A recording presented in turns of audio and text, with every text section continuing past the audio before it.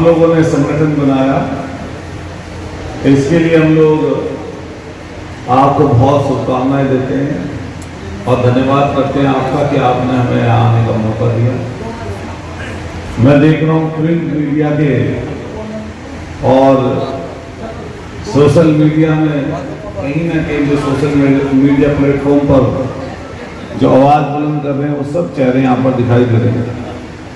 हमारे कई वरिष्ठ साथी जो बहुत समय से राजनीति और सामाजिक जीवन को रूबरू जिससे हैं वो यहाँ पर मंच पर मौजूद हैं, जिन्होंने ना जाने कितने अखबार, बड़े बड़े राजनेता और कई अलग अलग प्लेटफॉर्म पर काम किया है, वो हमारे सब मंच पर मौजूद हैं। हम लोग उनका सबका बहुत धन्यवाद और शुक्रिया अदा करते हैं। जितने हमारे फोटोग्राफर साथी हैं, जितने भी यहाँ दूर दराज से चल के आए हैं, मैं बहुत बहुत धन्यवाद करता हूँ सबका। हमारे साथी रवीश जी का, आरिफ भाई का, हमारे ठाकुर साहब का, चौधरी साहब का, रवीश जी का और जो जर्राद भाई का, हमारे जो सरदना, दोराला, देहात, मेरठ आसपास की जगह देखते हैं, हम सबका धन्यवाद करते हैं। रिजवी जी बहुत वरिष्ठ हैं, रवि भाई बहुत वरिष्ठ हैं, हमारे बहुत लंबे समय से कवर भी कर रहे हैं। देखिए, अभी कुछ बातें चल रही थी संगठन के रूप में। संगठन तो जहां भी बन जाए वहां अच्छा ही है, इसके कुछ परिणाम सुखद ही आते हैं। आपका भी संगठन अगर बना है तो मेरा तो अपना इतना ही कहना है कि अच्छे तरीके से इसको चलाइए। हमारे यहाँ पर राजनीतिक लोग, चेयरमैन साहब बैठे, पार्षद लोग बैठे, अलग अलग दलों के भी लोग हैं। हालांकि और लोगों को भी आना था, लेकिन शायद वो नहीं आ पाए किसी कारण से। और कारण तो उसमें ये है कि भाई कभी कभी क्या है कि इकट्ठे बैठना कई लोगों को पसंद नहीं है। हाँ, अच्छा, सब लोग यहाँ पे बैठे हैं, आप सब बताओ, यहाँ पे सब दल पार्टी के पत्रकार बैठे हैं। मान लिया कोई समाजवादी पार्टी का भी नेता आ सकता है, बीजेपी का भी आ सकता है, बहुजन समाज पार्टी का या कांग्रेस, किसी भी दल पार्टी का आ सकता है, और अपनी बात संगठन से संबंधित, पत्रकारों से संबंधित उसको बोलनी है। मान लिया मैं विपक्ष में हूँ तो विपक्ष की अपनी अपनी अपनी एक अलग भूमिका है, तो उस भूमिका का मुझे निर्वाह करना चाहिए। वही मेरा सबसे बड़ा धर्म भी बनता है। जनता ने अगर मुझे चुनकर भेजा है और मैं सदन में जाऊं और सरकार की सिर्फ तारीफों के पुल बांधता रहूं और वहां पर जाकर उनकी कमियां या उन्होंने जो वादे किए हैं या जनता जिस वजह से परेशान है, दिक्कत में है, अगर वो बात ही ना करूं तो फिर मेरे वहां चुन के जाने का क्या फायदा। आप लोगों के ऊपर जिम्मेदारी बहुत बड़ी है। जहां लोकतंत्र का चौथा स्तंभ आपको माना जाता है, कहा जाता है, और एक्चुअल में आप हो भी, ये तो सही बात है। मैं अखबार में लिखने की बात तो बहुत बड़ी है, सोशल मीडिया में मैंने ऐसा देखा कि अगर आपने कहीं पर सच्चाई उजागर कर दी तो कई बड़े बड़े लोगों के हाथ पैर फूट जाते हैं, बहुत बड़े बड़े अधिकारी। बहुत बढ़िया। और इस समय पर जो ये आधुनिक युग है, टेक्नोलॉजी का जो समय आया, तो इसमें सच्चाई छुप नहीं सकती। अगर कोई एक छुपा लेगा, दो छुपा लेगा, 3 लोग छुपा लेंगे, 10 लोग छुपा लेंगे, तो कोई ऐसा भी हो सकता है कि कोई प्राइवेट का आदमी खींच के या वीडियो बनाकर फोटो खींच के डाल देगा, तो तब चल जाएगी।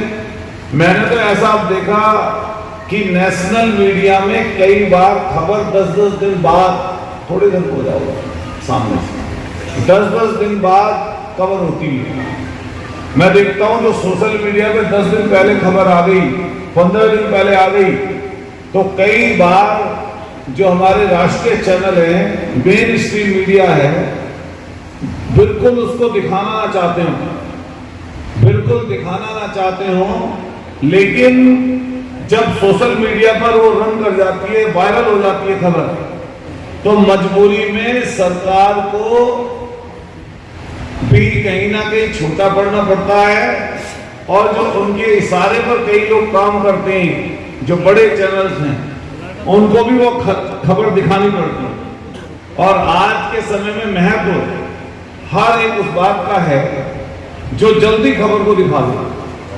जितना जल्दी दर्शकों तक चीज पहुंच जाएगी, आज समझ लीजिए उसी की खबर वायरल होती है। बाकी लोग सब उसी से खबर लेते हैं, उसी से उठाते हैं।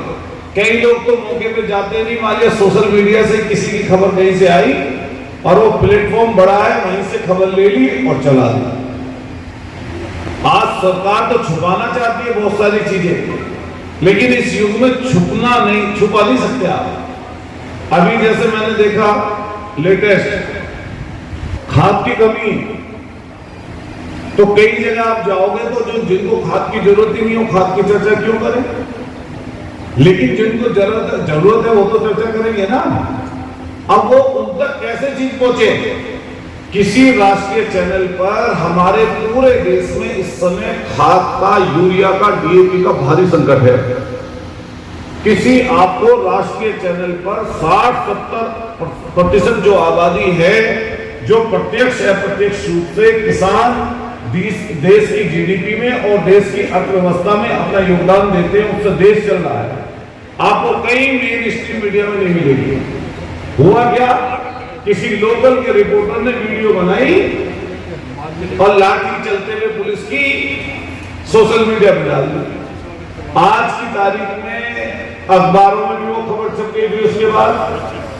उसके बाद जो राष्ट्रीय विपक्ष के नेता है, उन्होंने भी अपने अपने प्लेटफॉर्मों पर डाल दिया, और आप कहीं पर देख लो लाइन लगी हुई, लाठी चलती हुई आपको वीडियो नजर आ जाएगा। अभी टोल पर एक घटना घटी, मैं भी अभी उस सैनिक से मिलकर आया। वो आरआर में है लड़का, और बाकायदा देश के दुश्मनों से लड़ाई लड़ता है, आतंकवादियों से सीधी लड़ाई में उस फोर्स में, उस जगह पर है वो जहां पर लड़ाई सीधी होती। तो जब टोल पे जा रहा था तो जो हुआ वो तो वीडियो देखी आपने। वहां पर कोई कवर करने वाला चैनल वाला व्यक्ति नहीं था, वो तो किसी एक व्यक्ति ने वो वीडियो बना ली और वीडियो बनाकर वायरल हो गई कि भाई जो ऑपरेशन सिंदूर में लोग रहे, अगर वो अपने पिता के साथ, अपने चाचा के साथ, अपने परिवार के लोगों के साथ टोल से गुजर रहा है, उसके साथ ऐसा व्यवहार हो जा रहा है। लेकिन अगर वो कहते कि जंगल में मोर नाचा किसने देखा, तो ये तो ऐसी चीज हो गई कि आज की तारीख में जैसे ही आप घर से निकल के चल रहे हो तो पता नहीं कौन वीडियो, कौन वॉइस आपकी रिकॉर्ड कर लेगा, पता नहीं। तो वीडियो आ गई चैनल पर और सारे चैनलों पे चलनी शुरू हो गई। तो न केवल उन लोगों के खिलाफ कार्रवाई हुई, बल्कि इतनी कठोर कार्रवाई हो गई कि 1 साल के लिए तो उसका लाइसेंस दीवार हो गया। FIR तो पहले ही हो गई थी। उसके बाद न जाने और कई कार्रवाइयां बड़ी हो गई। हालांकि सत्ता पक्ष के लोग भी वहां पर जाकर बैठे, उन्होंने भी रिपोर्ट लिखने के बाद में अपना जो चीज करनी थी की। लेकिन मैं पूछना ये भी चाहता हूं, यहां खड़े हैं सब लोग, टोल आपके अंडर का, पुलिस आपके अंडर, सरकार आपके अंडर, और तुम सवाल पूछ रहे हो। भाई सवाल तो वो पूछेगा जो पीड़ित है, भाई सवाल तो वही तो पूछे। आप किससे सवाल पूछ रहे हो? आप तो खुद ही सरकार हो। लेकिन दिक्कत क्या हो रही है कि आज के समय में कि पूरे लोकतांत्रिक ढांचे को, आदरणीय हमारे लोहिया जी ये बात कहते थे कि सत्ता का केंद्रीयकरण होना बहुत खतरनाक है। इतने बड़े देश में, विविधताओं वाले देश में, जहां हर किलोमीटर पर भाषा बदलती हो, हमारा रहन सहन का तरीका बदलता हो, हमारा व्यवहार बदल जाता हो, सामाजिक चीजें भिन्न भिन्न हो, अलग अलग जाति, अलग अलग धर्मों का देश हो, ऐसी जगह पर अगर सत्ता केंद्रीकरण सत्ता का हो जाएगा तो इसका खतरनाक परिणाम आने वाले समय पर लोकतंत्र में और जनता पर पड़ेगा। लेकिन इसके बारे में कोई चर्चा नहीं करता। लेकिन मैं कहना चाहता हूं, आपके ऊपर बहुत बड़ी जिम्मेदारी है, और जिम्मेदारी न केवल आपकी अपने चैनल की, लेकिन चैनल से कई लोग बड़े बड़े नाम बन गए आज के समय में। मैं देखता हूं सोशल मीडिया पर एक है प्रज्ञा मिश्रा और चैनल का नाम है उल्टा चश्मा। नहीं है, नहीं आप बताओ। अगर कोई वीडियो डाल देती है तो मैंने देखा कि व्यूअर्स तो बहुत हैं ही, लेकिन 1-1 लाख लोग 1.5 लाख तो शेयर कर लेते हैं। लेकिन वो हिम्मत दिखाती है सत्ता के उन बातों को जो सत्ता की नाकामी है उनके खिलाफ उस बात को उजागर करने की वो ताकत दिखाते हैं। फिर मैं आपको कहना चाहता हूं, सब लोग यहां पर बैठे हैं, सबका परिवार है, सबकी जिम्मेदारियां हैं और ना केवल एक जिम्मेदारी बल्कि भिन्न भिन्न जिम्मेदारियों का आप लोग निर्वाह कर रहे हैं। कोई पिता के रूप में, कोई भाई के रूप में, कोई अपने परिवार में शायद ऐसा भी होगा जो अपने घर को पूरे को चला रहा होगा। लेकिन इसके साथ साथ आप पत्रकार भी हैं और पत्रकार अगर खोजी ना हो और पत्रकार अगर खबर निकाल के ना लाए और पत्रकार की खबर का असर नेता और अधिकारियों पर ना हो तो फिर पत्रकारिता करेगी भाई। उसका असर नेताओं पर, अधिकारियों पर होना जरूर चाहिए। जब आपकी कोई शिकायत कर रहा हो तो समझ लो कि बहुत सटीक वार किया। बात सही है गलत है भाई? आपने जब कोई बात सही बजाते रहो भाई, जब आप कोई बात सही दिखाओगे तो किसी को तो दुख कष्ट परेशानी होगी नहीं होगी। अभी इंस्पेक्टर साहब चले गए, हम देख के चले गए, अरे बेचारे चले आम तो फंसे हैं। अरे इनसे यही मिलके मेरे बात मिल लेंगे बेचारे। हाँ तो मैं यहाँ बैठूंगा, मेरे साथ बैठ जाएंगे, नुकसान होगा। तो ऐसा होता है कि जब हम सदन में, मैं बोल रहा था रवि जी अभी लेटेस्ट, तो 24 घंटे सदन चला और 24 घंटे हम लोग 1-1 मिनट वहीं थे। टॉयलेट करने गए होंगे, फ्रेश फ्रेश होना, नहाए धोए नहीं। लेकिन अभी सरकार का मन में था कि कुछ ऐसी कुछ ना कुछ करते रहो जिससे लोग बाग इसी काम में लगे रहे। हमने कहा भाई 24 घंटे आपने सदन चला के कौन सा रिकॉर्ड तोड़ दिया? आप 3 दिन 8-8 घंटे सदन चलाते तो बात अच्छी तरीके से लोग रुक पाते अपनी। लेकिन चलो रिकॉर्ड तोड़ दिया तो हम तो तुम बैठोगे हम भी बैठेंगे। तो विजन रखा, 2-3 मिनट बोलूंगा, 2047 का विजन रखा कि 2047 तक कैसे हम लोग देश को 6 ट्रिलियन अर्थव्यवस्था बनाए और हमारा प्रदेश 1 ट्रिलियन तक कैसे पहुंचे। अब ये कोई नहीं बता रहा कि 1 ट्रिलियन तक कैसे पहुंचोगे जब तक हमारे यहाँ पर अभी जो चल रहा है ग्रोथ रेट उससे 5 गुना 6 गुना जब ज्यादा अर्थव्यवस्था 23 से उत्तर प्रदेश की बढ़ेगी, 36% चाहिए। अगर एक साल में 100 रुपये बाजार बनता है तो 36 रुपये के साल आपको बढ़ाने पड़ेंगे, तब 1 ट्रिलियन की अर्थव्यवस्था 2047 तक होगी। तो 36% बढ़ाओगे कैसे? छोटे रोजगार, आपके छोटे छोटे काम धंधे थे बंद हो रहे हैं, आपकी छोटी छोटी फैक्ट्रियां बंद हो रही हैं। अब पूरे मेरठ में आप सब लोगों ईमानदारी से बताओ, 10,000 रुपए की नौकरी कहीं है? गत्ता फैक्ट्री है या गन्ना फैक्ट्री है? इसके अलावा एक मोदी कॉन्टिनेंटल थी बस यहाँ पर एक फैक्ट्री जिसमें 40,000, 50,000, 30,000, 25,000 की नौकरी थी, वो भी बंदी के कगार पे है। तो उस तरफ तो किसी का ध्यान ही नहीं है ना। आप मेडिकल क्षेत्र में अगर जाओगे यहाँ पे तो हम तो लड़ते रहे हैं, आप लोग देखते हैं। मैंने सदन में कई बार वो विषय उठाया, लेकिन जब अब की बार सदन में मैंने लास्ट तक हम लोगों ने अपने आप को रोक के रखा कि पहले कुछ बुजुर्ग लोग बोल रहे हैं जो बड़े हैं, फिर हम लोगों ने कुछ नए लड़कों को रोक के रखा कि वह पूरी रात बैठना है, रोक के रखा। तो लास्ट में जब अगले दिन सवेरा हुआ और सदन तो पूरी रात चल ही रहा था, तो मुख्यमंत्री जी को 11 बजे आना था और नेता प्रतिपक्ष का भाषण तभी शुरू होकर और 12 बजे से मुख्यमंत्री जी को बोलना था। थोड़ी देर पहले पता चला कि मुख्यमंत्री जी 10 बजे ही आ रहे हैं और 11 बजे से बोलेंगे, फिर विधान परिषद चले जाएंगे। तो पहले 8 मिनट विधायक बोल रहे थे, फिर 6 मिनट पे आए क्योंकि संख्या ज्यादा थी, समय कम था, फिर 4 मिनट पे आए और लास्ट में 2 मिनट का समय रह गया। हम लोग गए विधानसभा अध्यक्ष जी के पास कि हम लोग पूरी रात से यहाँ पर बैठे हैं, अगर बोलेंगे नहीं तो फायदा क्या। खैर उन्होंने फिर थोड़ा समय बढ़वा दिया मुख्यमंत्री इसके अंदर, आधा घंटे विपक्ष बोलेगा, 3 लोग, एक अतुल प्रधान, एक कमाल अख्तर, एक पंकज मलिक का जिक्र आया, उसी के बीच में मुख्यमंत्री आ जाते। मुझे बोलने का अवसर मिला, चूंकि मैं पक्ष में, सत्ता पक्ष है तो मुझे अपनी बात रखनी थी।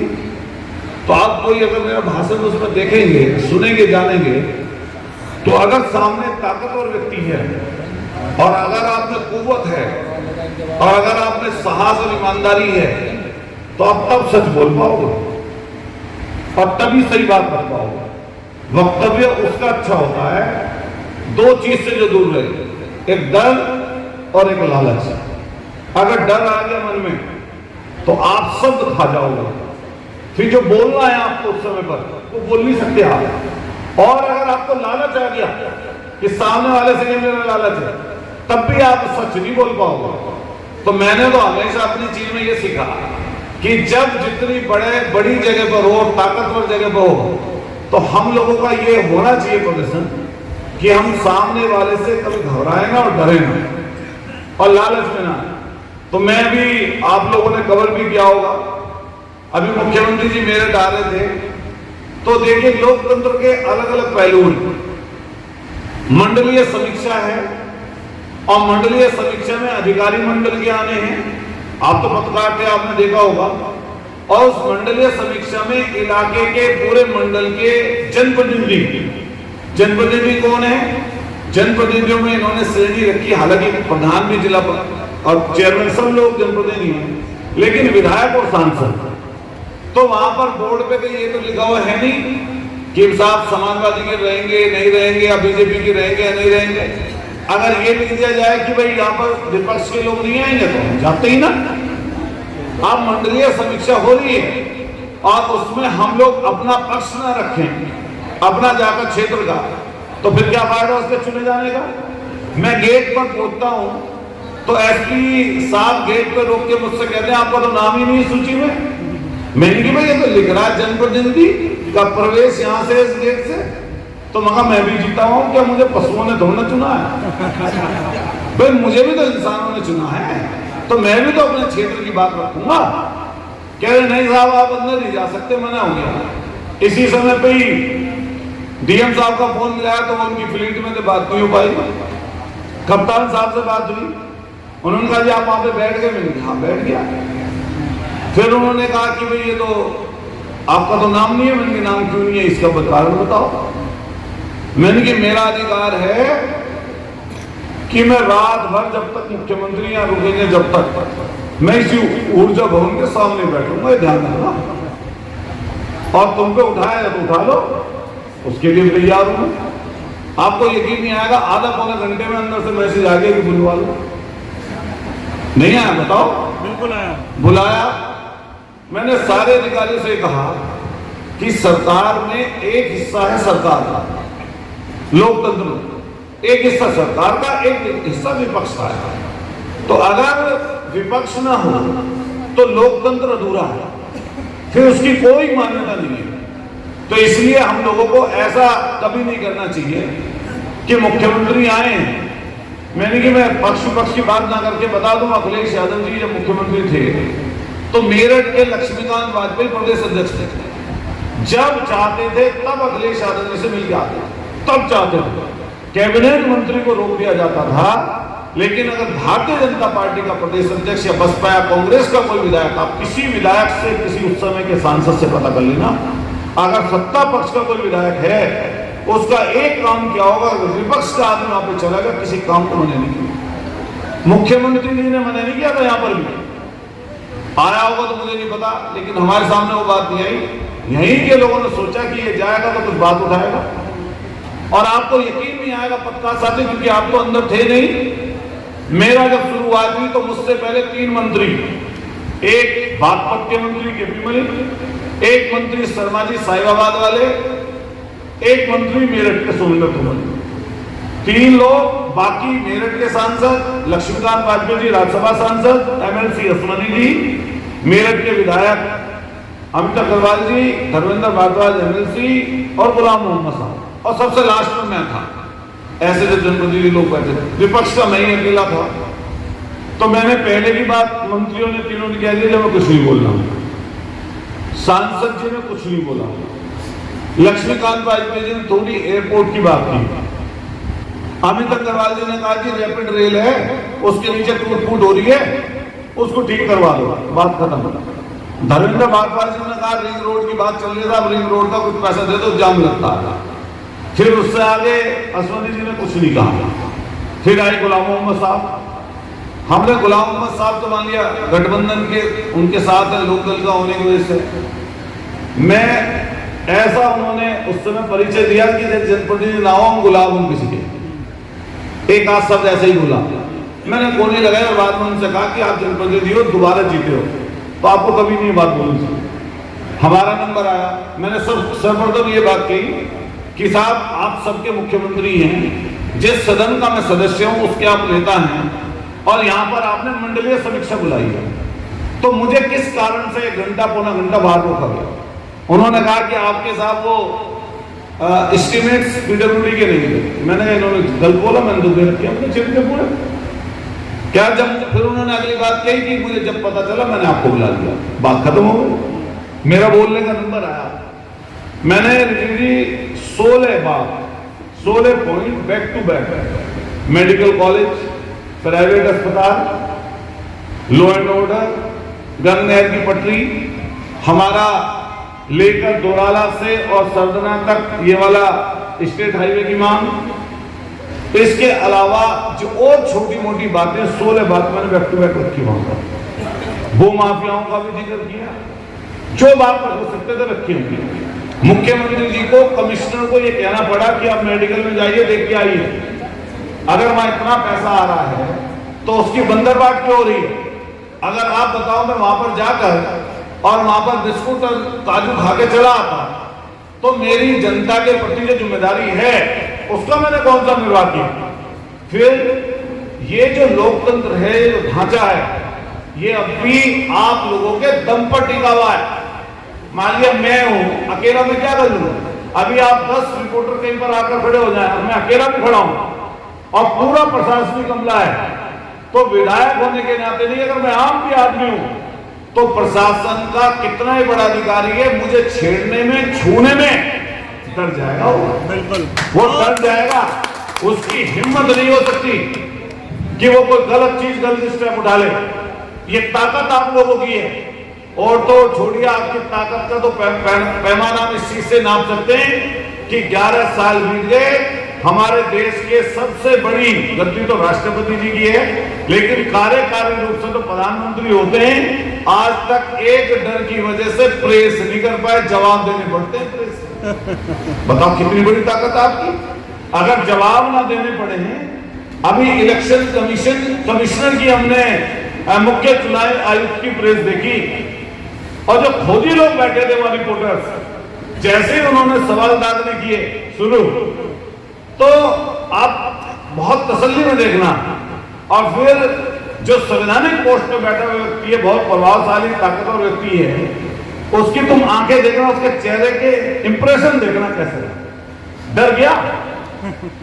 बहुत बड़े बड़े लोग हैं, बहुत बड़े बड़े लोग हम सब में। तो जो आपकी खोजी पद काटता है, अगर एक चीज की खबर दिखा दो तो सामने वाला हिल जाता है। हालांकि मैं फिर एक चीज कहूंगा, चाहे सत्ता पक्ष हो चाहे विपक्ष हो, देखो हमारे पास तो आपके अलावा कुछ है ही नहीं। फोर्स हमारे पास नहीं, प्रशासनिक अमला हमारे पास नहीं, हमारी बात को कैसे हम एक दूसरे तक पहुंचाएं ये भी चीज नहीं। तो हमारे पास, विपक्ष के पास तो आपके अलावा कुछ है ही नहीं। भाई आप कहीं एक जगह से दूसरी जगह बात पहुंचा देते तो पहुंच जाती है हमारी, नहीं तो विपक्ष के पास क्या चीज आप बता दो। आप कितना बड़ा आंदोलन चला दो, लेकिन चर्चा अगर कोई जनता तक पहुंचा सकता है तो आप पहुंचा सकते हो। आप बताओ ईमानदारी से, आप इसी मेरठ के रहने वाले हो, हमारे और भी साथी यहाँ पर बैठे हैं, प्राइवेट अस्पतालों की क्या हालत है। आप अपने किसी परिजन को लेके जा रहे हो, एक अस्पताल में वो इलाज 5000 का, वो इलाज किसी अस्पताल में चले गए, डॉक्टर पता नहीं कौन है या नहीं है, वो इलाज 1 लाख रुपए का। एक दवाई एक कंपनी की 1 साल की 5 रुपए की, उसी साल की दूसरी कंपनी का रैपर बदल गया, प्रिंट रेट बदल गया 500 रुपए की। बताओ कैसा तांडव चल रहा है, कैसा तांडव। अभी 20 लाख, अभी कुछ ड्रग्स पकड़ा गया, यहां पर आप लोगों ने देखा होगा कुछ दवाइयां खराब पकड़ी गई, हमारे सरने में भाई बहुत बड़ा जखीरा पड़ा गया, आज तक वो कौन उसके पीछे आज तक किसी को पता चला हो तो आप बता दो। दूसरे दिन खबर, लेकिन सच्चाई ना सुनना समझना चाहते हैं। हमारे तो प्रिंट मीडिया के साथी यहाँ पर बैठे हैं, सारे बड़े अखबारों के साथी वहां पर थे। जिस दिन मैं मुख्यमंत्री जी के गेट पर मुख्यमंत्री जी के प्रोग्राम में नहीं घुसने दिया, सारे बड़े रिपोर्टर थे। मैंने उसी दिन ये बात कही शाम को, मैंने कि मैं बैठ तो जा रहा हूं और खबर ये बहुत बड़ी है, लेकिन आप कल छापोगे नहीं सकते। कहीं थी नहीं, क्या पता कर लेना। मैंने वही कही थी, मगर छापोगे नहीं, इतना दबाव आ जाएगा आपके ऊपर शाम तक रात तक कि खबर, क्योंकि मुख्यमंत्री के पास कल सुबह अखबार होंगे, चीजें होंगी, तो कहीं खबर ना चल जाए। आप देख लेना, एक अखबार से मुख्य से गायब और दो में जहां मेन जगह थी उससे अलग कर दी खबर, छोटी खबर कर दी, 2 लाइन छाप रखी। तो क्या हम जानते नहीं है? अच्छा आप बताओ, आपने तो खबर लिखी, लेकिन हम उसे हर रोज पढ़ते हैं, तो कौन सी लाइन किस शीर्षक की किस वजह से क्या लिखी हुई है, क्या ये लोग पढ़ते ही नहीं जान लेंगे कि इस लाइन का क्या अर्थ है और ये दिशा में किस दिशा में हो गई खबर, खबर क्या थी और क्या हो गई। इसलिए मैं आप सब लोगों से निवेदन करूंगा कि जहां आपके ऊपर अपने परिवार की, अपने लोगों की जिम्मेदारी है, हम तो कोशिश करेंगे।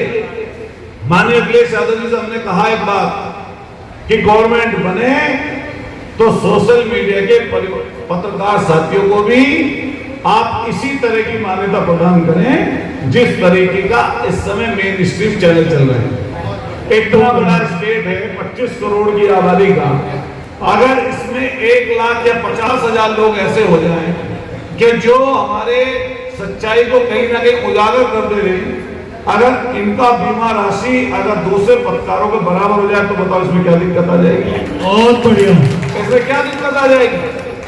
और अगर कोई दुर्घटना घटना हो तो इसी तरीके से मदद हो जिस तरीके से प्रिंट मीडिया या दूसरे लोगों की मदद होती है, इसी तरीके से मदद हो। आप देखते होंगे अधिकारी लोगों की हालत, इस समय अपने आप को भगवान समझे बैठे।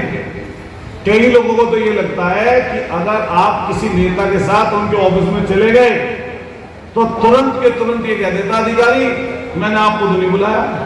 मैं पिछले दिनों AR है कोऑपरेटिव, वो शायद छुट्टी पर, तो DR के यहाँ गए हम लोग, और DR के यहाँ जैसे पहुंचे तो पत्रकार साथी चले गए, तो उसका बाहर जो चपरासी पियोन था मुंह में गुटखा भरा हुआ था उसके पूरा, और पत्रकारों को धक्का दे रहा था। पत्रकारों को धक्का दे रहा है कि तुम यहाँ अंदर को आराम से मजे मार रहा है बैठा हुआ।